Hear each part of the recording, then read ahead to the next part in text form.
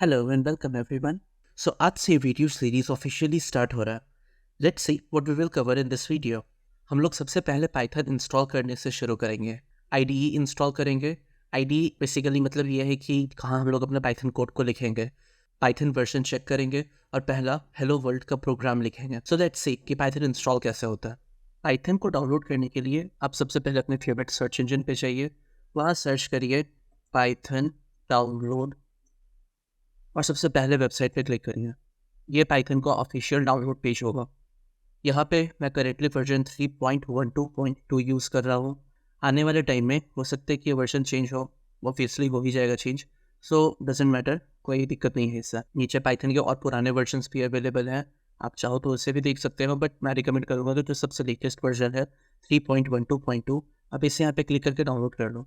ये automatically detect कर देगा कि आपका सिस्टम कौन सा है, लाइक आप विंडोज़ पे हो या फिर मैकओएस पे हो या लाइनक्स यूज़ कर रहे हो। उसके अकॉर्डिंग ये करेक्ट इंस्टॉलर आपके डिवाइस में डाउनलोड कर लेगा। और एक बार जब ये डाउनलोड हो जाए then just click on it to start installing. अब आप जैसे इंस्टॉलर पे क्लिक करिएगा आपको ये विंडो दिखेगा टू इंस्टॉल पाइथन। अब यहाँ पर एक चीज़ का खास ध्यान रखना है कि ये जो चेकबॉक्स है ऐड पाइथन टू पाथ, इसे टिक कर देना है। एंड देन इसके ऊपर वाला ऑप्शन इसे भी टिक कर देना है। And once you do that install यहाँ पे आप सिंपली क्लिक करें और इसे परमिशन दे दें और ये इंस्टॉल खुद हो जाएगा। Now just wait and relax और इसे इंस्टॉल होने दें। नाउ पाइथन सक्सेसफुली इंस्टॉल हो चुका है, इसे जस्ट क्लोज कर दीजिए। अब इसे चेक करने के लिए कि पाइथन क्या सही से इंस्टॉल हुआ है या नहीं, आप कमांड लाइन टर्मिनल ओपन कर लीजिए। इसे ओपन करने के लिए स्टार्ट बटन पर राइट क्लिक करें और यहाँ पर एक ऑप्शन रहेगा टर्मिनल, इसे एज एन एडमिन ओपन करना है।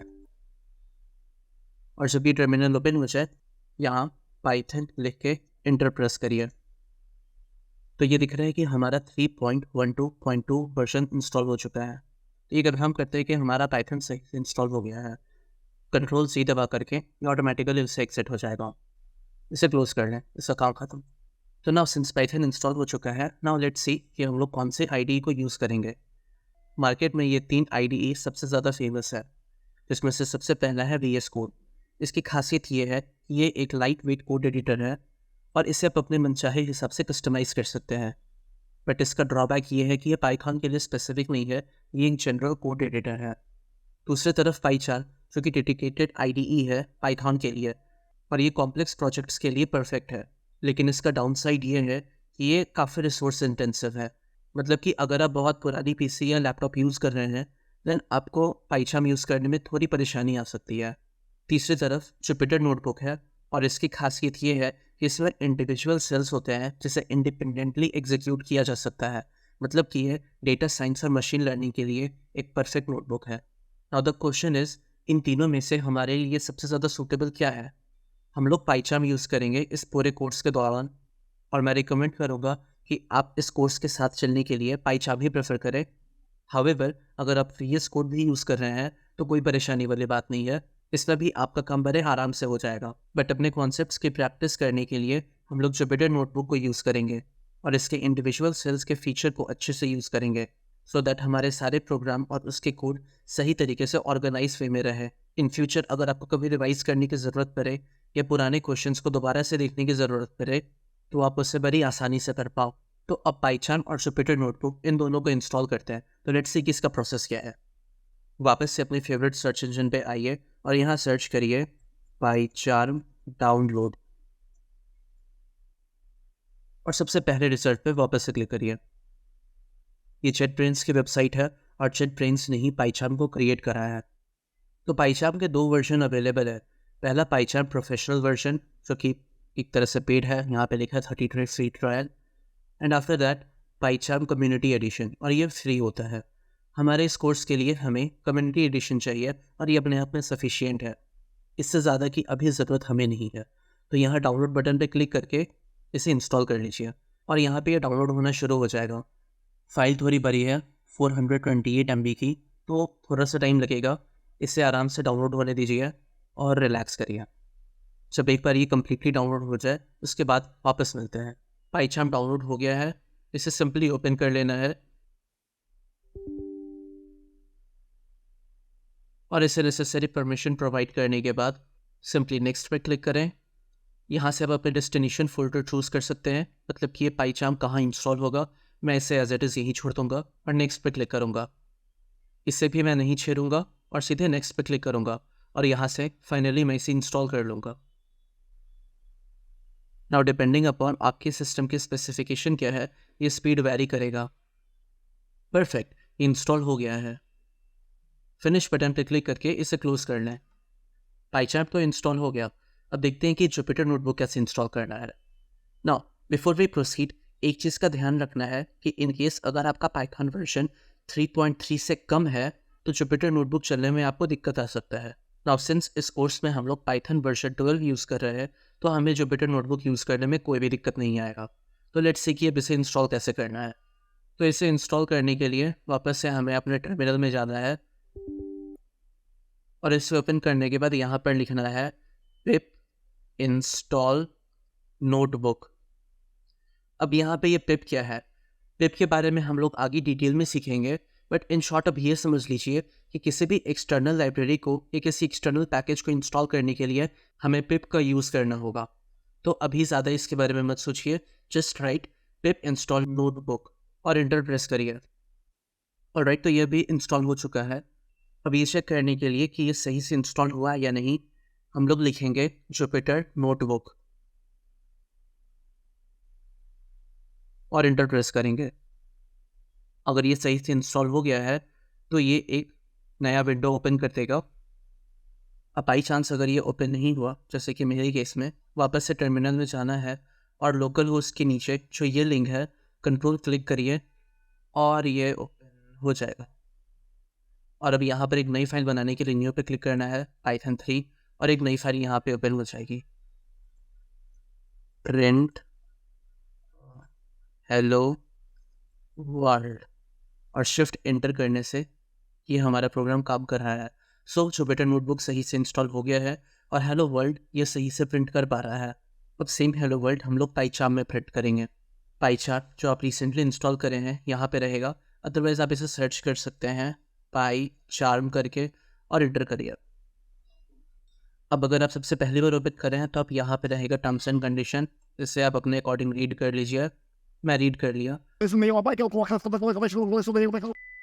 और यहाँ आई कन्फर्म पे करके कंटिन्यू करिए। अब क्या बेटा शेयर करना चाहते हैं, नहीं करना चाहते हैं, आपकी मर्ज़ी। मैं नहीं करना चाहूँगा और हमारा ये पहला विंडो ओपन हो गया है। न्यू प्रोजेक्ट पे क्लिक करिए। यहाँ पर नेम की जगह आप जो भी डालना चाहें आप लिख सकते हैं। फॉर एग्जांपल मैं लिखता हूँ फर्स्ट प्रोजेक्ट। यहाँ लोकेशन हम चेंज कर सकते हैं ये वाले आइकन पे क्लिक करके।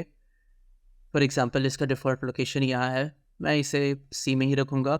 यहाँ पर क्लिक करके न्यू डायरेक्टरी, एक नया डायरेक्टरी बनाऊँगा, लेट्स से ABC, और यहाँ पर मैं ओके कर दूँगा। बाय डिफ़ॉल्ट ये सिलेक्टेड है। ओके करके हम अपना नया पाथ चूज़ कर चुके हैं। अब ये बहुत इंपॉर्टेंट स्टेप है।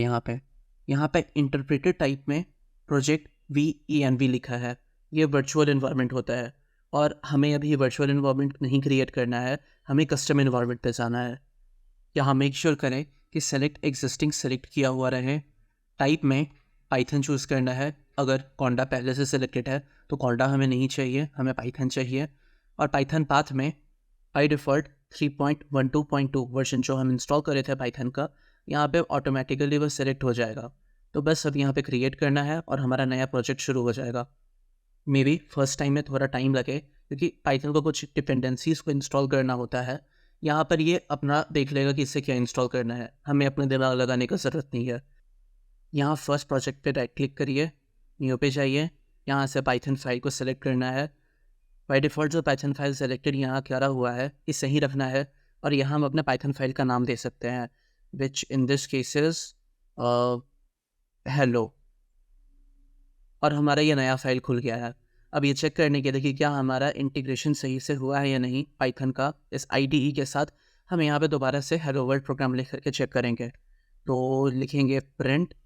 अब ये देखिए पाइथन इतना इंटेलिजेंट है कि ये सेंस कर लिया है कि हम प्रिंट फंक्शन लिखना चाह रहे हैं, तो ये हमें सजेस्ट कर देता है कि पूरा फंक्शन हमें लिखने की ज़रूरत नहीं है, बस हम टैब प्रेस करेंगे और ये फंक्शन ऑटोमेटिकली हमारे लिए लिखा जाएगा।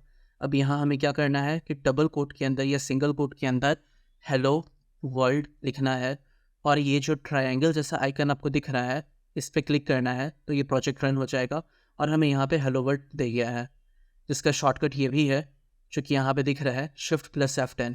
तो हमेशा ये बटन प्रेस करने का ज़रूरत नहीं है, आप Shift+F10 प्रेस करिएगा तो ये फाइल एग्जीक्यूट हो जाएगा और हमें यहाँ पे रिजल्ट आ जाएगा।